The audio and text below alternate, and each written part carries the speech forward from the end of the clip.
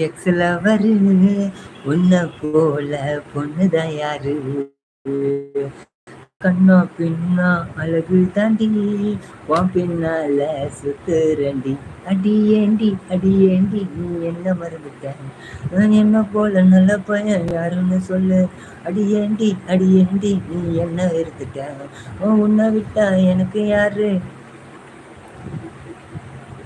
அப்படியா வரும் அப்படிதான் வரும். நான் இன்னொரு அடி பாடுறேன். ஓகே, அது என்னன்னு தெரியலைங்க. எனக்கு ஒரு சந்தோஷம், யாரோ ஒருத்தர் லைக் பண்ணியிருக்காரு. அந்த சந்தோஷம் என் வெற்றியோட முதல் தரம் இல்லையா? அந்த வெற்றியை கொடுத்த நண்பருக்கு நன்றி. உண்மையிலே அந்த சந்தோஷத்தை கொடுத்த நல்ல மனசுக்கும் நன்றி. ஓகே, இந்த மாதிரி யாராவது ஒருத்தர் ஒரு லைனை சொல்லுங்க, அந்த லைனுக்கு ஏற்ற மாதிரி நான் பாட்டு அமைச்சு உங்களுக்காக நான் டெடிகேஷன் பண்ணுறேன். உண்மையிலேயே 3 பேர் இருக்கீங்க. 3 பேர்ல யாரு வேணா இது பண்ணலாம்.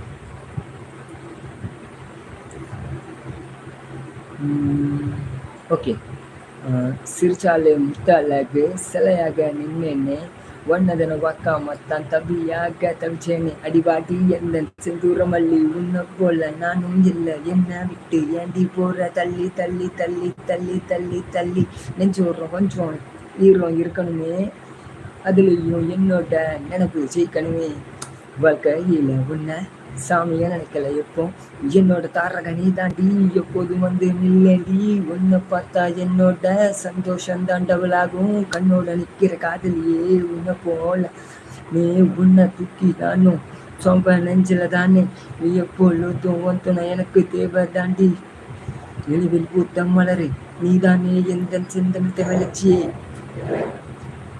சென்னை தமிழ் பேசும் செந்தமிழ் தேன் மொழியே என்ன வாட்டி போற அடி என்ன செஞ்ச கிளியே வா சிரிப்பால சிக்கி தவிச்ச என்ன சிரிப்பால வேண்டி அடிச்ச வா கண்ணால கருணை காட்டி சின்ன கருணை கொலை செஞ்ச ஏந்தி அட கலரா ரிங்க போட்டு என்ன கூது தலை சங்கு சங்கு.